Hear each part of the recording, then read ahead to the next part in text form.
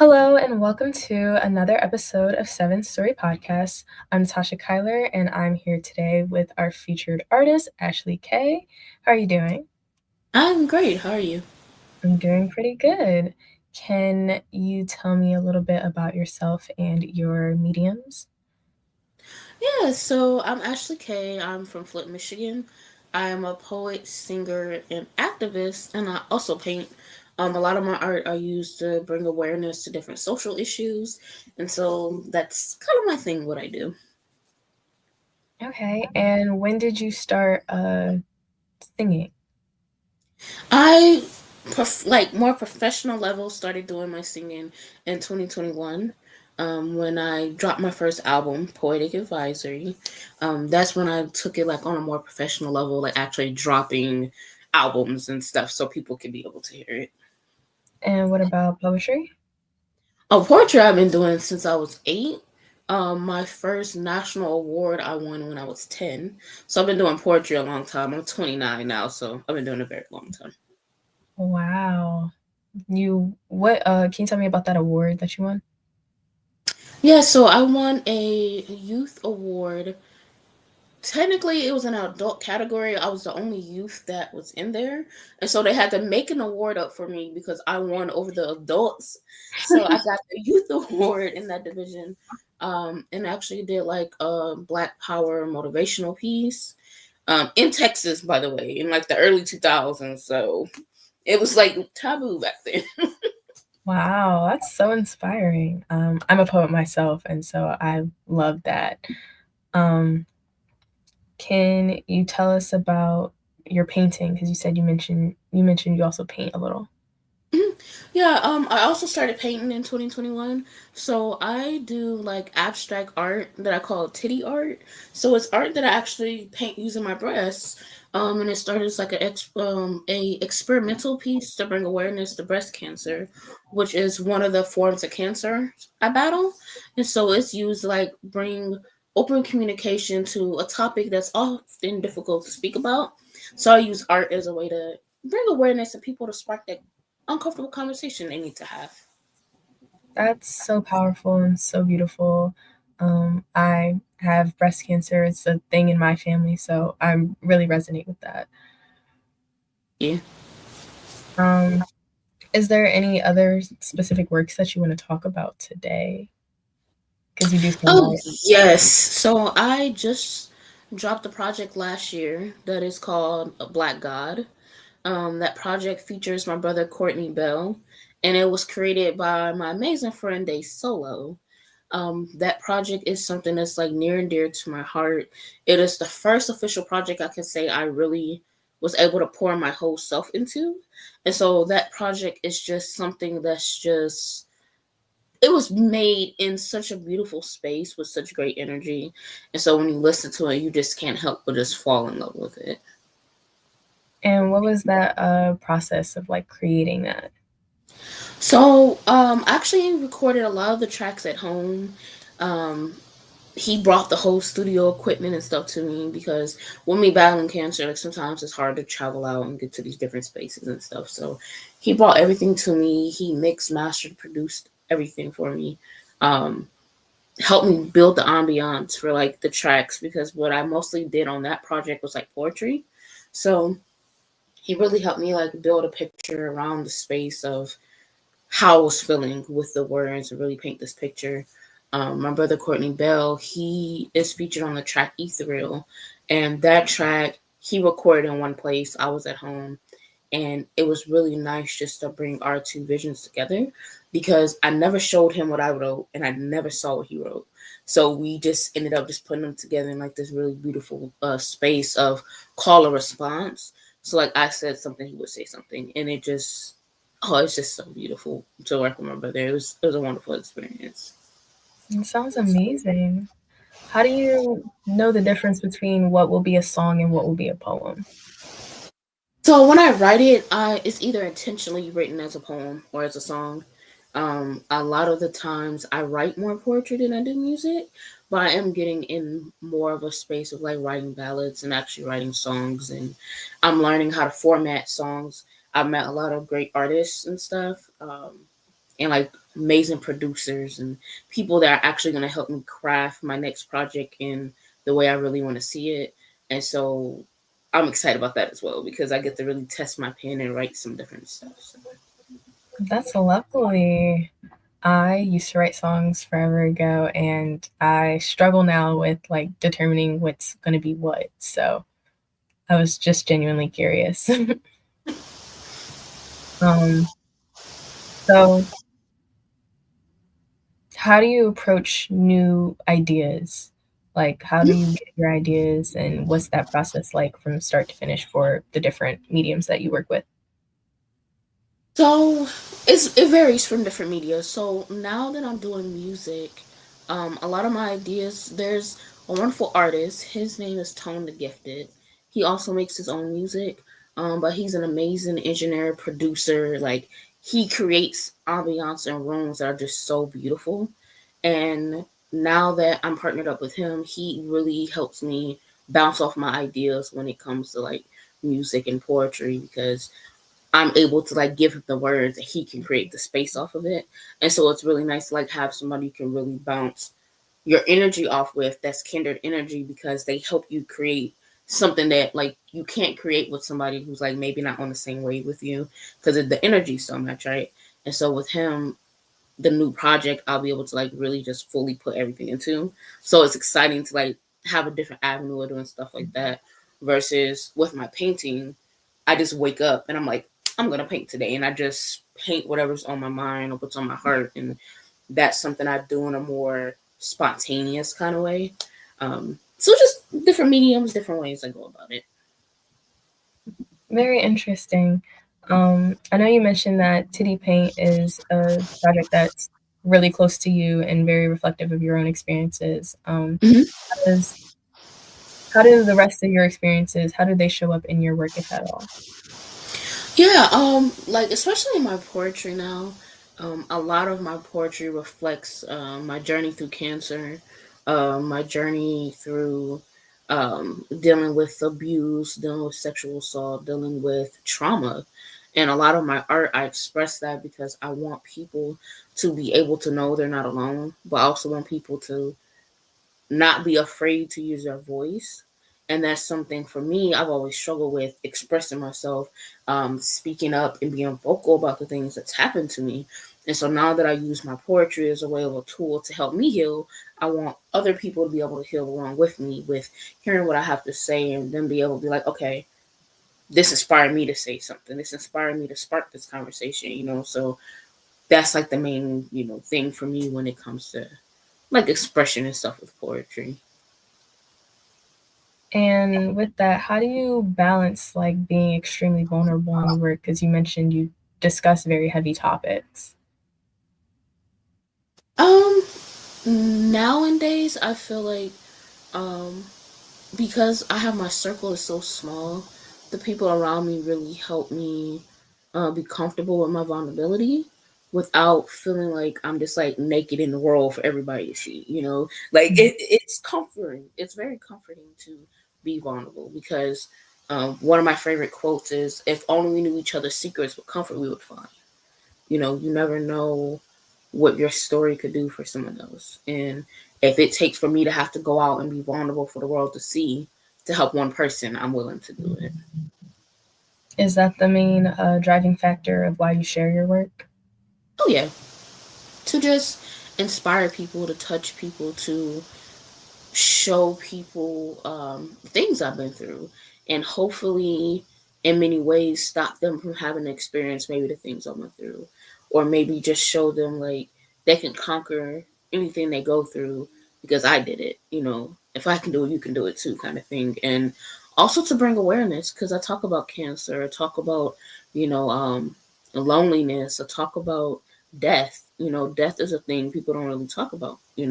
Without it being uncomfortable or they're afraid to talk about it. And I don't fear death. I don't fear talking about it. And so I write about it. It's in my poetry, and I always tell people like death is not the end, it's only the beginning. And that's my belief system. Like I believe like death is not the end. Your energy is always gonna be here. It can't be created, it can't be destroyed. Like it's forever. Um And so I just hope that with me expressing myself, other people be able to express themselves and hopefully just make the world a better place, just one poem at a time. That reminds me of something one of my friends says. He always says, "Be the change you want to see." So, you Mm-hmm. sharing that work, it's like you said, the aspect of you're not alone in this. Like other people have been through it, and that's kind of my driving factor of why I share as well. And then Mm-hmm. also like these are things that are happening that we should normalize and talk about more because it's not Right. taboo. It's a thing that goes on, and people should be able to feel comfortable talking about it. Mm-hmm. Definitely. What do you hope people, well, we kind of just talked about this, but do you hope that people take anything specific away from experiencing your work? I hope people just take away a piece of themselves from my work. I Mm, hope they see a reflection of themselves in something I do and just take that part of it and put it back into themselves. I hope they take healing. I hope it gives them peace. You know, um, I just want them to leave better than they were before they heard something I created. that's very powerful. You've mentioned healing a couple of times. Mhm. How does your art like help heal you? It has, especially with poetry. Poetry has been a huge factor in helping me, like dealing with my mental health, especially with battling cancer. Um, Cancer patients are 2 times more likely to have suicide attempts or suicide ideations because of the stress and the medications and financial insecurities. So for me, poetry has become a safe place for me. It's somewhere I can go and express myself freely without judgment, without feeling like someone's going to say something about me, or, 'cause pen and pad can't talk back. And so for me, it's saved my lives many a days, has saved me. So it's just something I use as like a tool to help just cope with things. And I feel like a lot of people that I know that have gotten into poetry at some point say something similar. Like poetry, I know personally has saved me. Um, Hmm. 'Cause like you said, the pen and pad can't talk back. It's a great way to just get everything out in a space where you don't feel like you're being judged. Um, do you have a favorite medium out of everything you do? Ooh, poetry. I think writing is like my favorite medium. Only because that's the one I'm most familiar with. That's the one I've done like the longest part of my life. So probably writing. Do you have a favorite part of the process for music outside of writing? I do. So now, like I was telling you about the artist I'm working with now, he's probably one of my favorite parts when it comes to like creating music now, because with him I don't feel like I'm fighting my creativity. I feel like Mm. I can just be like, hey, this is what I'm envisioning, and he can just bring it to life, and so it doesn't have as much friction anymore. So like just creating my words into a audio version of it is just, it's an amazing experience. And like with him, with Tone, it's great because he does this thing where he creates a skeleton of like the ambiance or the beat, and then he fills it in with like all this magic that's just so beautiful. And we're working on some things now, and I've just kind of watched him behind the scenes do things. I'm just like mind blown by like how he does those little things and just makes it just so amazing. So for me, like working with him has like been top tier, like one of my most amazing things when it comes to music these days. I love that. And you said it helps reduce some of that friction. Do you have that same tension and like aversion in the other mediums that you work in? My other mediums, because with like my art, I usually just paint by myself, and then like my other stuff is always like more writing based. So like those things I do alone. But with music, because I've had to work with other people, I have had times where it's just been so much friction, and so you'll hear something I've created, and like it doesn't sound right, or it doesn't sound like me if you know who I am, and it's because whoever produced it or created it like did their own thing and just didn't, listen to what I had to say. So it comes out terrible. But now I'm in a space where I actually have someone that listens to what I have to say. It's like really great. And I can see in the way like you're describing your experience working with him, you're like, yeah, it's just so perfect, and you It smile a is. lot when you're explaining it, and I can see how that is reflecting in your responses. Um, they say great artists are always curious, so I want to ask like what or who inspires you. If there's anything that is slightly out the ordinary, anything that you find unusual in your inspirations, or anything really. Oh, who is okay? So there's three artists who really inspire me. One is my brother Courtney Bell. He is a beautiful writer and poet in his own retrospect. He does hip hop rap music. Um, his pen is just one of the most amazing pens I've ever heard. And so he inspires me to like really test the limits as far as like my writing style. Um, Tone the Gifted, he's his writing and how he creates space with sound. It's just you have to just listen to it. It's like one of the most amazing experiences you can have. He inspires me to want to get more into understanding how music's actually created because I'm not super familiar with that part of it because I've really more so just been like a writer and performer. And so he inspires me to get more into like sound or what makes sound good. And then there's another artist, his name is Musique, and he's from New York. And he just has like this really gritty edginess to him that I really like. That's so cool. So I like that. It's so fun to listen to. Are there any like day-to-day inspirations in how you write, or yeah, how Like you the everyday people around me inspire me. Like even this conversation we're having is could spark a poem because I feel like nothing makes a better poem than just putting your life experiences on paper. I like that. Um, what's your favorite thing about being an artist? I think my favorite thing is just like being able to share a piece of myself.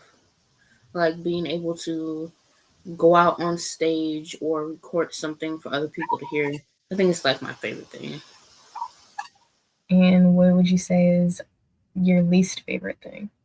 Oh, by far my least favorite part um has to be like the interaction I have with like people sometimes because people don't understand boundaries and so I have this thing like where people hug or touch me inappropriately and I don't like it. It makes me really uncomfortable, but I'm also the kind of person I try to give people space and grace to change what they're doing. And a lot of times people take advantage of me giving them grace. And so that just makes it uncomfortable to where I'd be like, I don't even want to perform anymore. And I go through stages of that of just not wanting to do that just because people don't respect my space. And it's frustrating because I'm like, I have cancer. Like most people know that where I go and perform and like, least y'all could do is respect that. Like, stay out my space a little bit, but people don't all the time. Navigating people is always an interesting experience. hmm Yeah. Sorry that you go through that. Yeah. Yeah, people are people. Yeah, people are definitely people. Um, is there anything that you find challenging but rewarding about being an artist? The most challenging thing can sometimes be just finding the right people to work with. But also it's the most rewarding thing at the same time because once you find those people who work with you and not against you, it's the most amazing thing because you can create some great masterpieces once you have like a solid team, solid foundation of people that you're able to work with. And that goes back to you talking about your work with tone and how it Mhm. it flows so easily, and you still have your creative input, and you retain your own voice. hmm Yeah, Mhm. that definitely goes back to that because working with him, it's like having a reflection of myself. It's the mirror thing, and so it's not so strenuous trying to explain the idea I have because most of the time he can grasp it and he'll like paint it and put it together like exactly how I imagine it.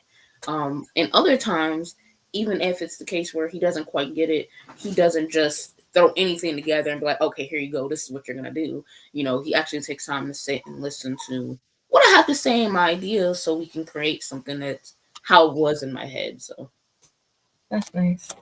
Being listened to in the creative process is so important because it helps mhm. you stay motivated, and hopefully, like, by the end of it, you can actually make the thing the way you envision it. Right. Um, is there anything about the creative process that drives you up the wall? Um, I think the only thing that kind of drives me up a wall sometimes can be like having to. Sometimes I have this thing like where I second guess myself on whether or not I should put something on an album or if it should like go on a project. And so I think just figuring out what goes where and what shouldn't, can be really like strenuous and frustrating when it comes to like the creating process or like putting things together. And with that, do you at all get imposter syndrome or writer's block or anything else that might hinder your creative output? For me, sometimes I do get like not necessarily imposter syndrome, but I have this thing where I get like socially overwhelmed and I'll just like shut down and I'll shut everything out. And as an artist, you can't really shut the whole world out because the whole world is like your audience, so you can't like completely shut down. And so for me, I've had to navigate making space for myself, but also still being in the public eye. And some days I struggle with that because it gets frustrating because of people. But other days I found it rewarding because it may be that one person that heard what I had to say and they're like, hey, like you really helped me. And it makes all the other bad stuff that happens, being in the public eye so worthwhile. Now I want to ask you my favorite question, which is, what's the most unhinged thing you've ever created or added to a piece? I promise I'm not judging. um so my track on my last album is called The End. And I think me talking about death, but also exposing my abuser and my rapist on that track. It was probably one of the most unhinged things I've ever done because a lot of people weren't aware of like that part of my life at all. And so I just dropped it on the last track of that album and I'm like, here you go. So I feel like it was out there. Like I was pretty worried about how I was going to be perceived or what people would say. But at the end of the day, with art, it's all up to the listener, and everybody's going to perceive it differently. It's going to be understood in different, variation of ways. So, for me, I need to do it for my healing. I needed to release it. I needed to let it go, and that's what I did. I said, "Here y'all go, the end," and actually got a really great response from it. People really were just curious, like, what, like, was this a story? Is this actual story? What happened? And it sparked conversations. And how did it feel to finally release that and get it out to the people? It was scary. It was definitely very scary. Because a lot of those tracks on that album was very vulnerable.